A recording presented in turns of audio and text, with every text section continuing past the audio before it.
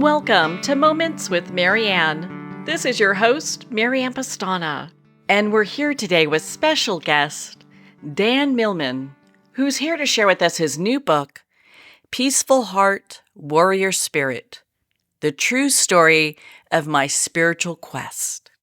So Dan's books and teachings have been the guiding light to millions of people. He's the author of 18 books published in 29 languages and is a former world champion athlete, Stanford University gymnast coach, martial arts instructor, and Oberlin College professor. His book, Way of the Peaceful Warrior, was adapted into a film in 2006. So let's welcome to the show, Dan Millman. Well, thank you, Marianne. Glad to be here with you. Oh my goodness, what an honor it is to have you here. And soon as I got my hands on this book, man, it's a game changer, and I was just so impressed with it. Well, I'm very glad to hear that. Well, why don't we start with the title? I mean, that's one of the things that kind of really drew me in. What does it mean, to be, have the peaceful heart and warrior spirit? Well, I came about that term organically. Actually, when I was relatively young, I was still in my late 20s, and I was an assistant professor at Oberlin College in Ohio. And I was teaching, I created a martial arts course around Aikido and Tai Chi. And I was going to call the course The Way of the Warrior, which makes sense. But they're internal sorts of martial arts. They're more receptive. They're not aggressive arts. So a light bulb went on, and I said, why don't I call the course The Way of the Peaceful Warrior? And only later, when I wrote my first book, did I come up when I think of that term. Oh, why don't I call the book that? And over time, people ask me, what do you mean by peaceful warrior? That sounds like a contradiction in terms.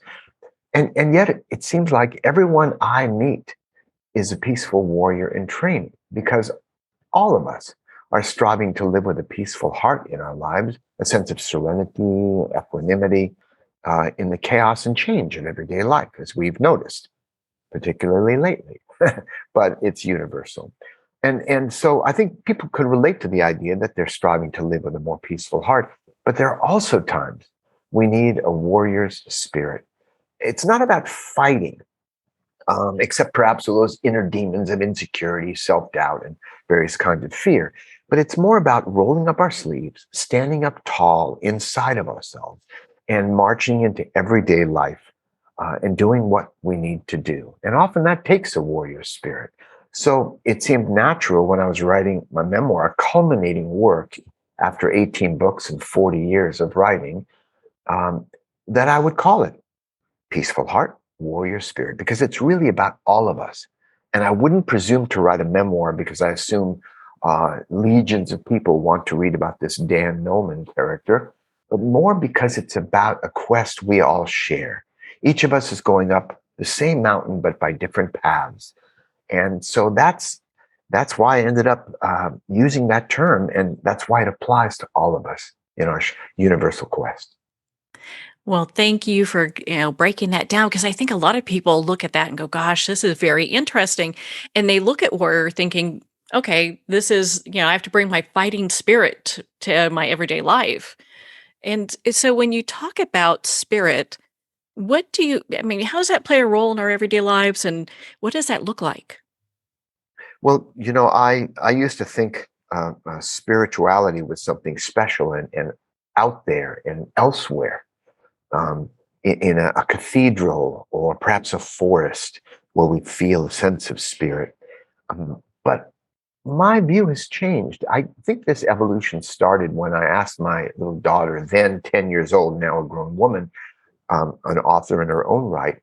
But when I asked Sierra to name some spiritual books she had read, and she gave me a list the next day because she was a voracious reader. And she gave me a list of 10 books, and not a single one of them had to do with metaphysics or the New Age or religious belief even. They were books that inspired and uplifted her.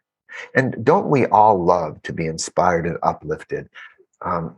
And to me, that's what spirituality is ultimately for in a practical way in everyday life, that we touch the numinous We touch that sense that's all around us.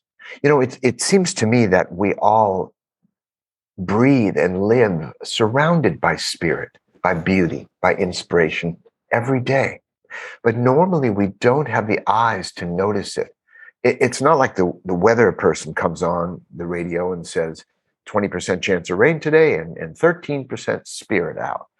It's always here, but we are often preoccupied. What am I going to do about my relationship, about my finances, about the decisions in front of me? And so we're preoccupied, and it's only when we travel somewhere or walk in the woods where our eyes open up and we begin to see the world, even for a few moments, with the eyes of a child, that wide-eyed, wow, and rediscover life and reappreciate our own lives. So to me, it's about freeing our attention to begin to notice the spirit that's around us all the time in everyday life. Well, and it's interesting because you brought up some things I think people are really focused on today when they talk about relationships and finances. There's all this worry. So, how do they integrate peaceful heart warrior spirit with this kind of life? Well, as you've seen in the book, it covers some foundational elements of my own particular journey that many people relate to in their own way. But I was a young trampolinist. Who knew that jumping up and down on a trampoline would lead to a scholarship to college and a gymnastics career, a world championship, and uh, teaching at Stanford University, coaching an elite team there. Yeah, I never ever would have imagined any of that. I just knew I loved jumping on a trampoline. So I go through my athletic career uh, as actually a precursor, or even the first part of my own spiritual quest. But then I address four mentors that I studied with for a period of, well, a little over 20 years. I didn't just gather initiations from one teacher or another. These were four radically different teachers. And I called them the professor, the guru, the warrior priest, and the sage. And in response to your question, after providing that context, I would say the sage had the most realistic approach to facing uh, challenges, internal challenges like worry, anxiety, and various kinds of fear, self-doubt, but also functioning well in the world. And, functioning well may not sound too spiritual or sexy, but those who function well in life, those who finish what they start, get things done, and have some modest accomplishments, are more likely to have a default sense of fulfillment in life than those who don't finish what they start and don't get them. So he offered some reminders that I share with others in my own way.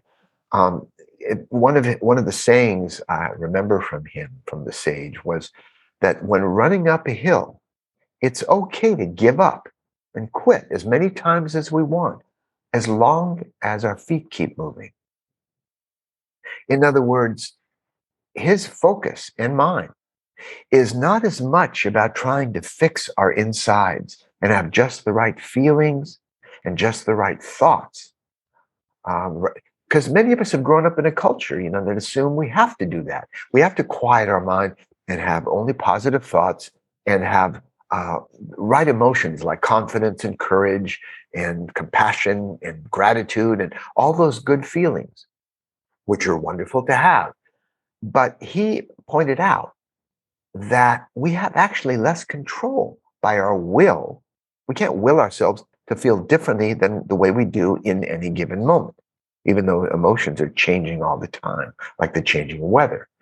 Um, and we don't have a spam filter in our head. We can't stop thoughts from arising in our awareness. And then suddenly we notice them. The discursive or random mind, the monkey mind, some call it. Those are a part of our lives. So my approach is not to tell people how to no longer feel anxiety and to only feel good feelings. Many people claim to be able to do that, but I found nobody has real control. It's not within our human control. Just say, I'm going to feel differently right now, or I'm just going to stop those thoughts. In fact, the best way I know to become obsessed with something is try not to think about it all day. So instead of that, we accept our emotions and our thoughts as natural to us in the moment. And it's wonderful that your show is called Moments with Marianne. I like the alliteration, but I also like the theme because the sage also pointed out that life is a series of moments. Someone came up to me once and said, Dan, after that talk, I really feel inspired. I said, don't worry, it'll pass. Because inspiration passes, motivation comes and goes. Someone came up to me, sometime later and said, Dan, you seem like a nice guy. And I said, sometimes, because we all have neurotic moments and high functioning moments. We all have intelligent moments. I've had some intelligent moments. I've also had some stupid ones. Ask my daughters, they'll tell you.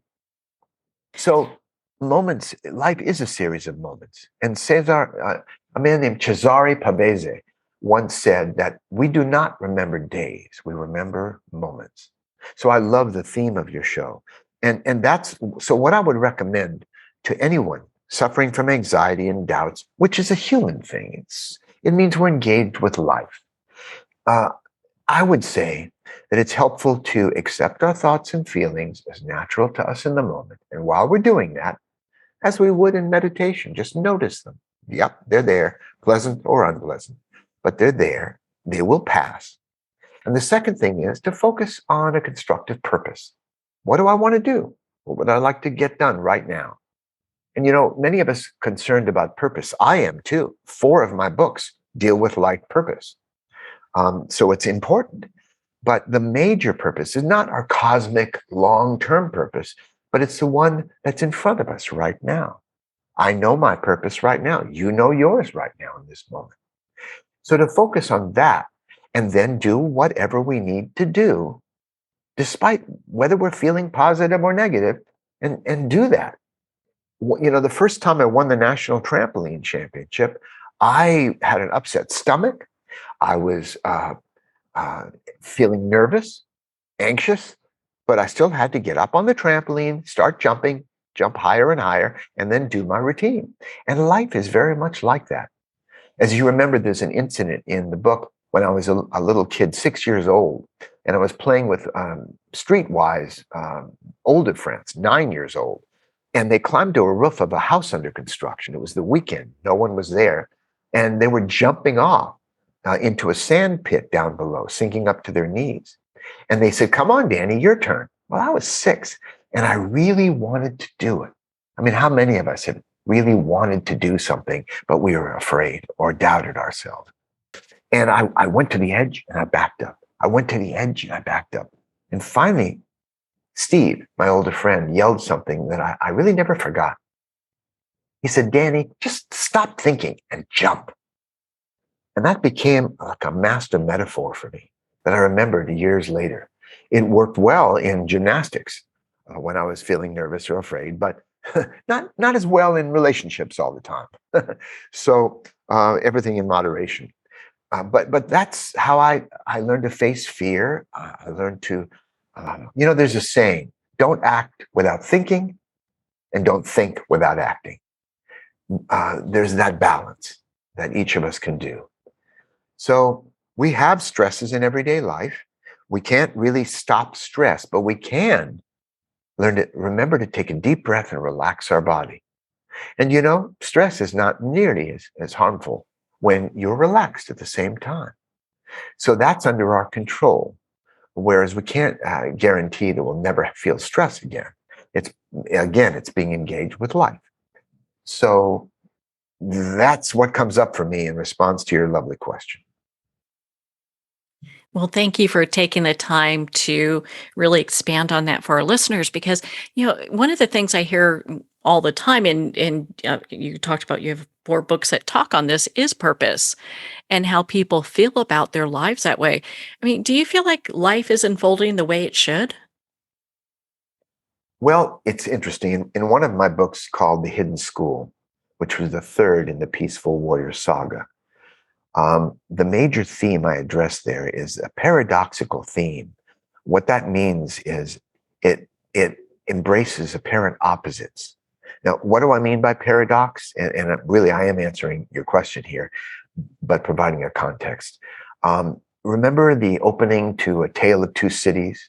That wonderful book. It starts out, it was the best of times, it was the worst of times. And we could relate to that.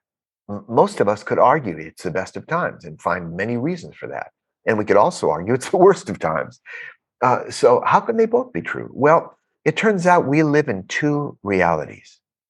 One is, appropriately, we live in the conventional world, a conventional mind. We do our homework, we do the housework, we do um, go to work and school and raise kids, whatever we need to do in this world. And probably 99% of our time is often spent in the conventional mind. But there's also a transcendental mind.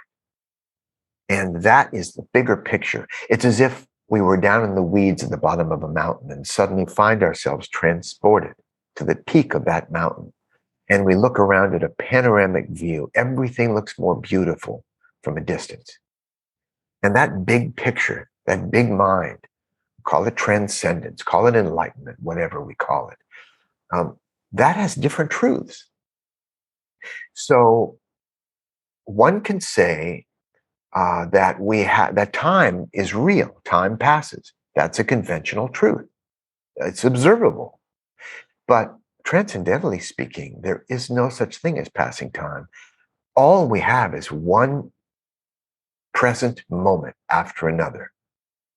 It's the eternal present. Someone can say, wait, I know the past exists, Dan. I have a photograph of my last birthday party. But all they're doing is showing me an image in this present moment. So by handling what's in front of us, rather than getting lost in memories or imagination, memories of the past or imaginations of the future, we realize reality, our moment of power is right now, what's in front of us. That's what we can control. That's when we can act. This moment, and this moment. So in this paradoxical world we live in, where free will exists, conventionally speaking, but for example, we can make choices anytime, every day. But can we choose what we're going to choose? That may possibly be determined. And that's a transcendental or big picture truth. So there are other paradoxes like that, opposites, that I go into in that particular book. So when you ask, is everything unfolding as it should? Getting back to your question, I can properly answer it now. Conventionally speaking, no. There's so many things you or I or listeners would like to improve or change, whatever our views about life, politics, anything else. There are things we'd like different. But transcendentally speaking, and I've visited that place. It hit me once on a sidewalk in Berkeley. I actually discussed this in brief. I mentioned it in the new book, In Peaceful Heart, Warrior Spirit. I was sitting at a curb on Telegraph Avenue in Berkeley. I was a college student, a young athlete, and I had a couple hours before workout. I had just like free attention, free space. I'd done my homework. I just was sitting and enjoying life. And actually, I remember I was eating a grapefruit I just bought from a kind of a local market. And as I was doing that, I looked at cars driving by at eye level because I was sitting on the curb. Exhaust coming out of the cars, some litter in the streets. And suddenly, for no reason I can describe, everything was absolutely perfect. I was perfect. The world was perfect. Even though the Vietnam War was going on and all these things were happening, I could not see it but anything less than a perfect part of our lives unfolding. So transcendentally speaking, it's all divine perfection. We're learning lessons. They're getting dramatic. And we have to stay with it, continue working with it, and just stay the course, do what we can. I think it will make a huge difference in our lives as human beings when we begin to shift from a competitive mind, me first, to a more collaborative mind, where what's for the highest good of all concerned? What's for the good of our children, our grandchildren? and future generations? What do we really want for not just for ourselves in the short term, but what do we want for the world to look like? And when we can make that shift, I think humanity has a pretty good chance. Well, wouldn't that be a great place to come from? Yeah. You come from that kind of place. Well, and it has me kind of thinking. I mean, you met these four remarkable mentors. Did you kind of go out in search of them, or did they find their way to you? Well, again, a little background here.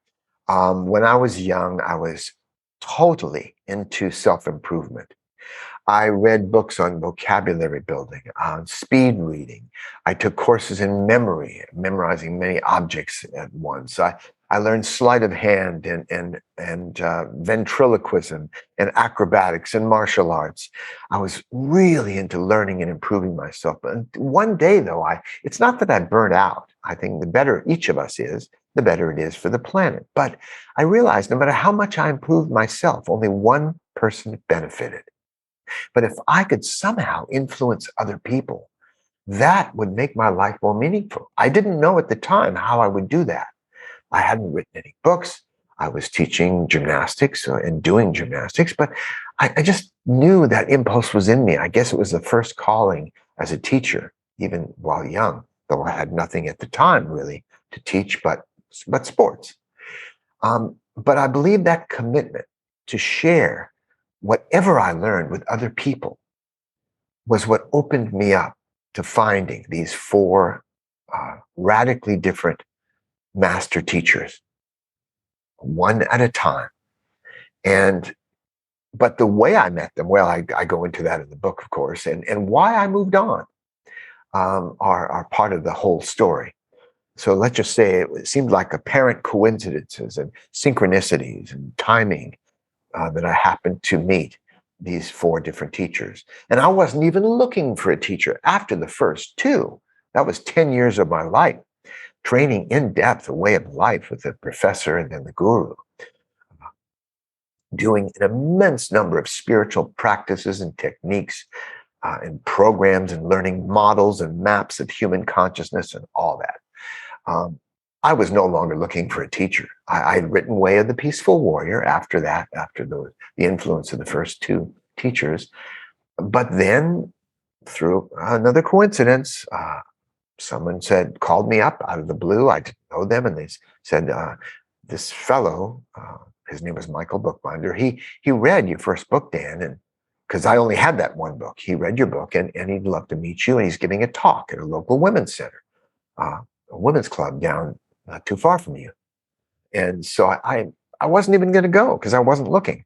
I was no longer really searching for a teacher. But Joy, the kids our little girls were asleep for the night, and Joy was busy with something and said, "Dan, what about this martial arts fellow, this teacher, metaphysics guy?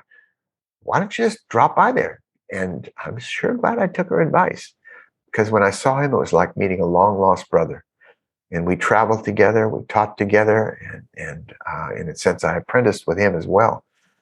He was a dramatic type teacher, unlike any of the others. And then later on, I would find the sage through various changing circumstances. So that's the best way I can respond to that question about these four teachers. By the way, I'm not claiming I had the best teachers ever for anyone could find. Aren't I lucky? Actually, I don't believe there is a best teacher or best book or best philosophy or best religion or best diet or best system of exercise. I only believe that there is the best for each of us at a given time of our lives. So I have complete respect for each individual and the choices they make, finding what's best for them. And we've all had mentors, role models, and inspiring teachers in our lives. We might remember one or two or three teachers from elementary or middle school or high school or even college who demanded our best and who inspired us. So we've all had mentors, but these four represent four radically different approaches to the spiritual quest, which I describe in the book. Is the peaceful heart warrior spirit kind of a way of living and something that you do throughout your entire lifetime? Or is this something that could be cultivated in like 6 months or a year?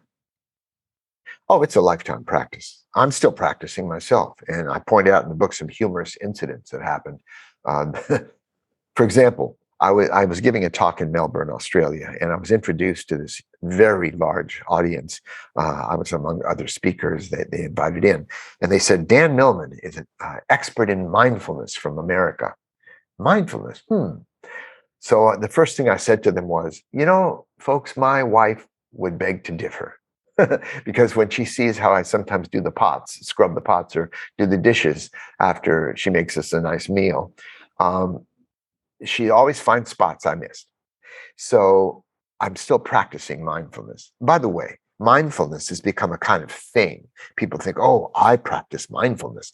But all it means is just paying attention to what's going on in the present moment without judgments, just being aware.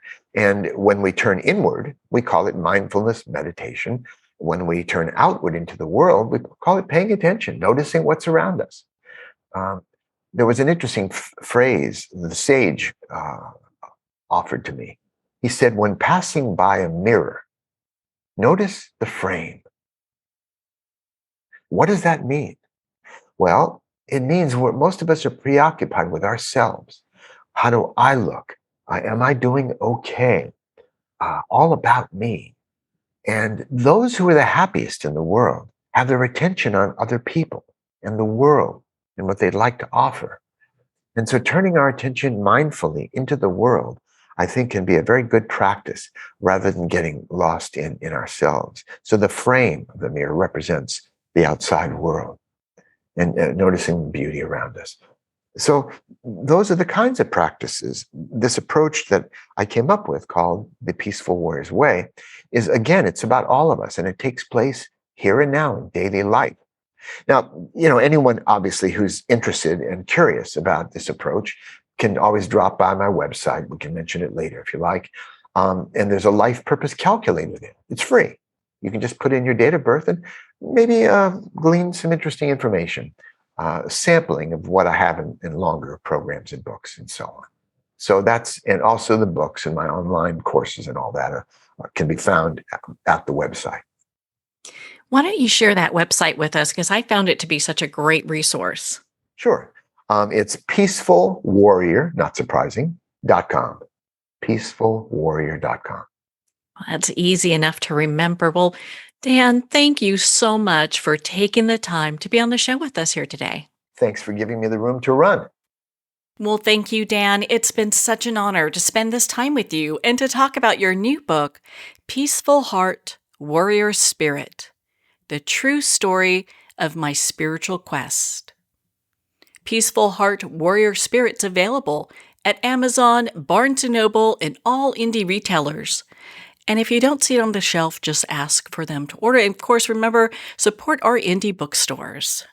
You can also pick up this book from the publisher, New World Library, at newworldlibrary.com. Well, on that note, we're going to pause here for a quick moment, and we'll be right back after these messages.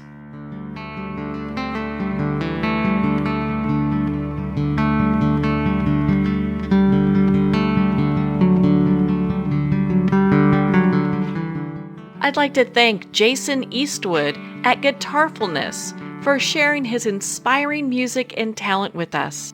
His music is known worldwide for cultivating atmospheres of harmony, inner peace, and clarity. Visit Jason's website at guitarfulness.com. Join his newsletter, be part of his community, and download his music.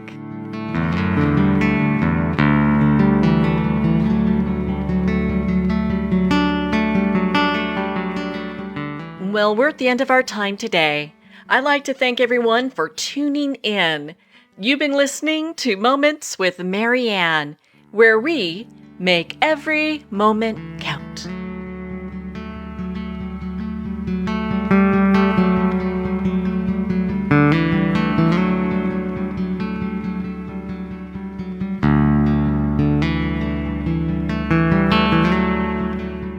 In a single moment, your life can change. Moments with Marianne is a transformative hour that covers an endless array of topics with the best of the best. Her guests are leaders in their fields, ranging from inspirational authors, top industry leaders, and business and spiritual entrepreneurs. Each guest is gifted and a true visionary, a recognized leader in her own work, and while teaching others to develop, refocus, and grow, Marianne will bring the best guest and sometimes a special surprise. Don't miss this. You never know just which moment will change your life forever.